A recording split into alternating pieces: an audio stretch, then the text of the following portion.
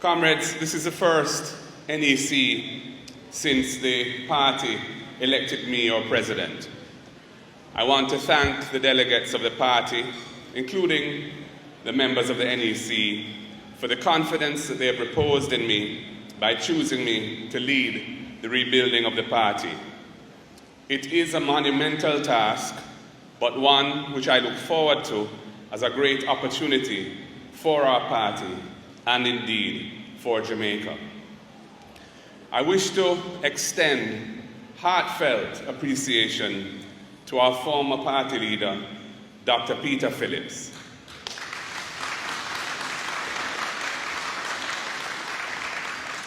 For his tremendous service to our party and to our nation.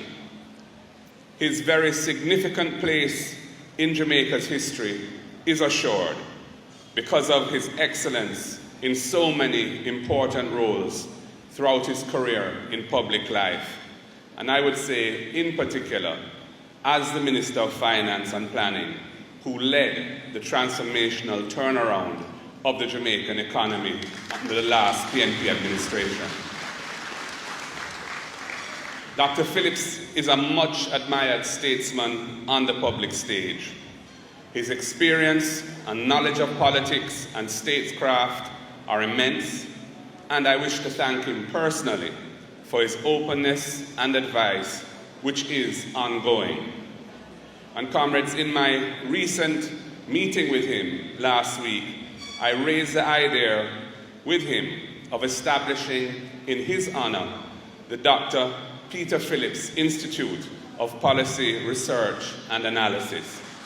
And that proposal is now being considered.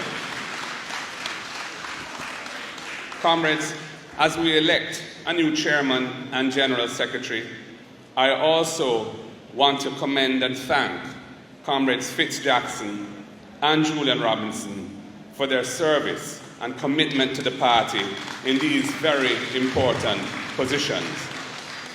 It has not been an easy road, but they have always put their party first and at all times performed with great honor and integrity. On a personal level, I continue to value their friendship and advice, and I'm very happy that they will continue to serve our party in other important ways as we go forward.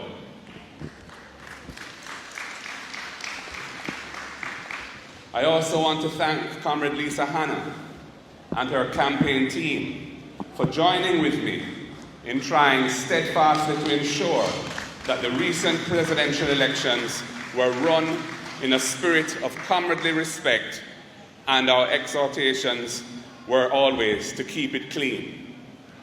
While there were a few persons at the fringes of the campaigns who did not respect what we were asking, for the most part, it was a campaign that left the party relatively unscathed and in a place from which a process of building unity can genuinely be pursued. And I want to thank Comrade Lisa for that. I admire and respect Comrade Lisa Hanna, and I look forward to working with her in the rebuilding of the party, something I know that she is passionately committed to. I welcome her input at whatever level she is comfortable with, and my hand is outstretched and my door is open. Comrades, it is generally perceived that our party has been challenged by internal differences. From the unhealed scars of the several contests for leadership positions over a period of some 15 years. The cry for unity is resounding within and outside our party. The good thing is, comrades, that this is a problem that is within our own capacity to solve, because the solution does not depend on outsiders, but rather is entirely up to us. Furthermore, our differences are not based on ideological matters or issues of principle, but rather are largely derived from personality differences, perceived disrespect, and even personal ambitions that have been placed ahead of the best interests of the party. Comrades, I think it's fair to say that there is no future for our party if we stay on that road. Having just suffered a devastating defeat in the September 3rd general elections, it is full time that the party addresses this problem in a serious and committed way. Our future as a political movement depends on this. The Jamaican people will not embrace a political party which they perceive to be a divided house, riven by personal conflicts that are allowed to play out in the public domain. So, comrades, to survive as a party, and the great party that we are, and restore our electoral fortunes, we must make a deliberate choice to embark on a new era and change our ways. The dysfunctional culture of factionalism must end. We must embrace respect for each other as comrades of the People's National Party in how we speak to and about each other.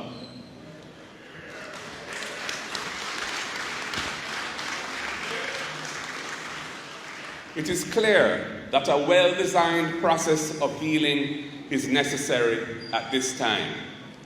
I have entered on that reference, establishing a unity team to work collaboratively on the design of the process of healing, utilizing professional assistance from experts in team building and mediation.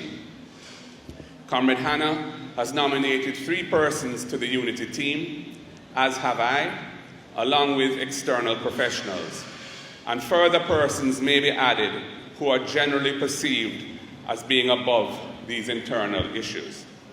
I am asking all members of the NEC and the wider party to support this process of healing and to participate in it in a genuine and open way. It will take some time, comrades, but we must stay the course.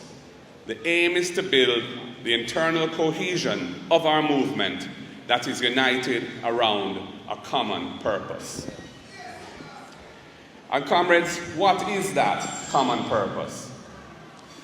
Well, Jamaica remains one of the most unequal societies in the world in terms of both wealth and income. Jamaicans at home and abroad aspire to improve their economic situation for themselves and their families, and the People's National Party is neither anti-self-improvement nor anti-wealth.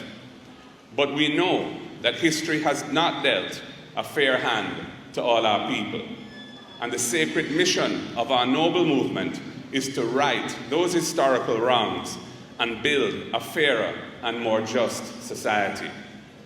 Our party has from its inception been committed to the pursuit of social justice and a more equal and fair society for all our people. And those remain the basic philosophical pillars from which we are called to action. Comrades, social justice entails the unwavering commitment to removing those laws, processes, practices, and other barriers to progress that operate unjustly or unfairly in relation to the Jamaican people, especially the poor, the vulnerable, and the dispossessed. The commitment to equality and a fair society seeks to ensure that the opportunities that Jamaica has to offer are available to all Jamaicans, regardless of their economic or social status. Whether you come from Trenchtown or Jacks Hill, the state has a duty to ensure that the system does not favor one over the other, and must, through affirmative action, ensure that the playing field of Jamaican society provides equal opportunities for all. Comrades, it is through well-designed policies that are based on these foundational principles that we will differentiate ourselves from our political opponents. And there are several key areas that cry out for fundamental social transformation.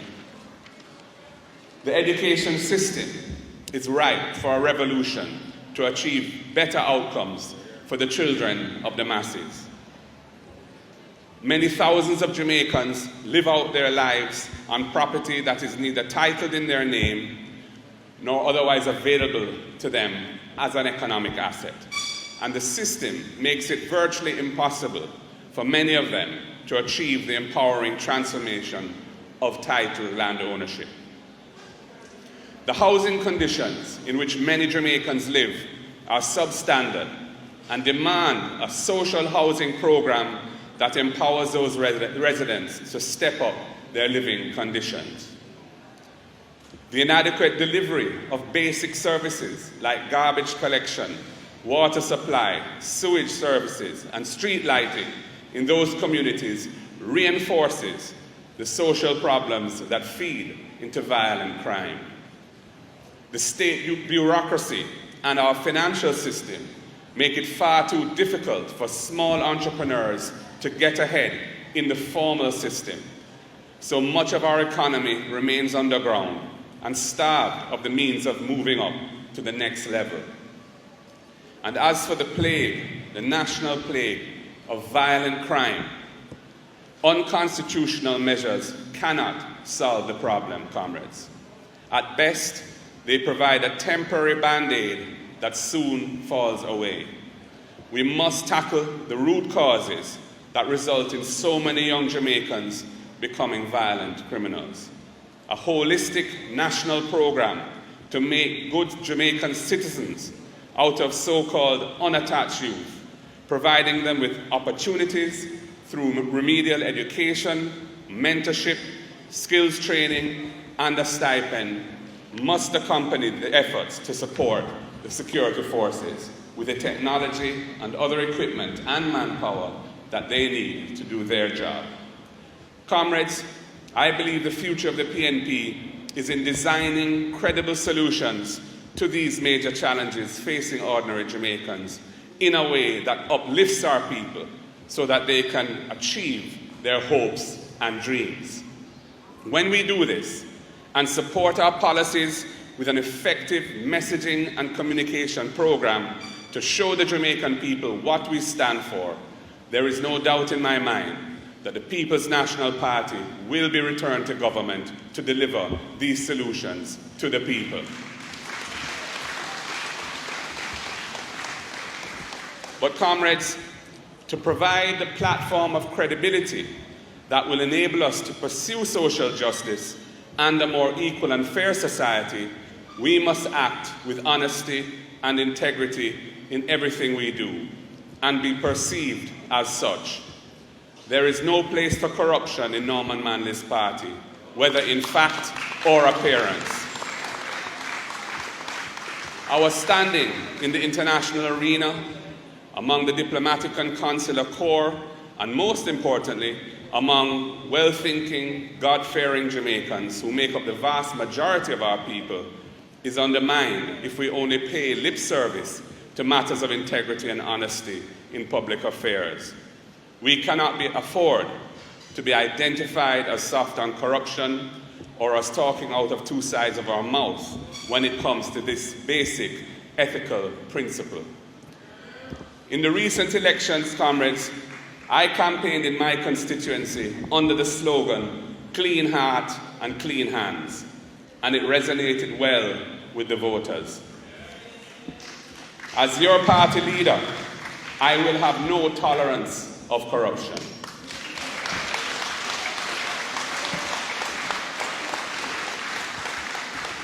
It is a cancer that will only damage our credibility with the Jamaican people and undermine our efforts to win back their confidence. So, comrades of the NEC, I ask you to support me fully in this critical aspect of our mission. Jamaica and the international community are watching what we're doing. We must make the right choices to give our party the best chance of winning back the Jamaican people, especially the 64% of registered voters who are turned off and chose not to vote in the recent general elections. Comrades, I move to the issue of party discipline. Our unity must be backed up by greater discipline in the party. Comrades cannot be allowed to disparage other party members in public, especially in social media, and bring the party into disrepute with impunity. This has been going on for far too long, and the party's public image is being eroded badly by this nefarious practice. I note that our competitor does not suffer from this self-inflicted problem, and we in the PNP need to stop it.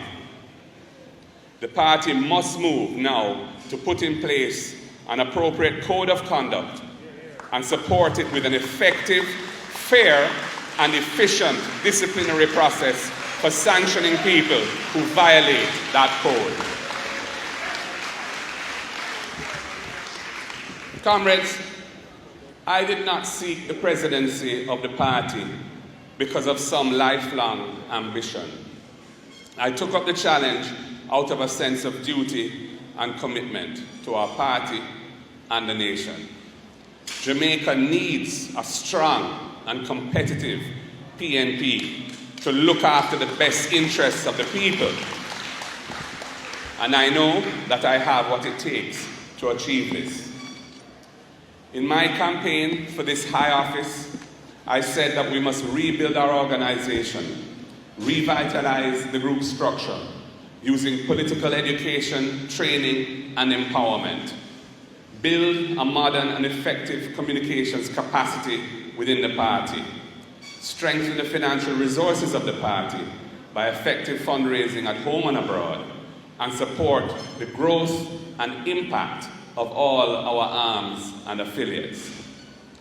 I will establish a task force with responsibility for the implementation of the outstanding recommendations from the 2007, 2016, and 2020 Meeks, Robinson, and Franklin appraisal reports.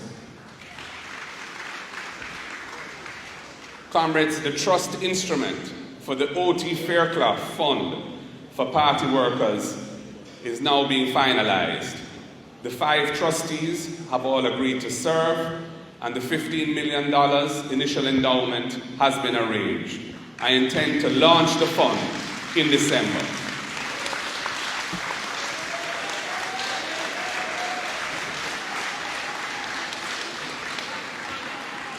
Comrades, the party's presence on the Electoral Commission is of great strategic importance. With Comrade Robinson departing, we will need a shrewd, firm, and attentive hand there, and I have decided to appoint Comrade Dayton Campbell to join Comrade Skeffrey on the ECJ. This appointment will apply regardless of the outcome of today's proceedings. Comrades, I close with a gentle note of caution. I am a respectful and courteous person, but don't take my sweetness for weakness.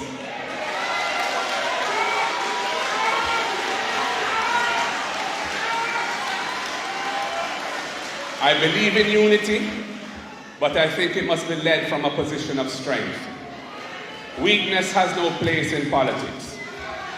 If anybody wants to challenge my authority as party leader, the time and place to do that is at an annual conference. I will always be prepared for that challenge because we are a democratic party. Until such time, though, comrades, I invite all NEC members to get on board the PNP train as we move forward to fulfill our historic mission. Rest assured, I will do whatever it takes to deliver on the mandate given to me by the delegates of the party when they elected me by a substantial majority. I have South St. Andrew as the wind beneath my wings, and I am resolute in moving forward to accomplish this mission. So, comrades, we are going with Golding. Mark my words. God bless.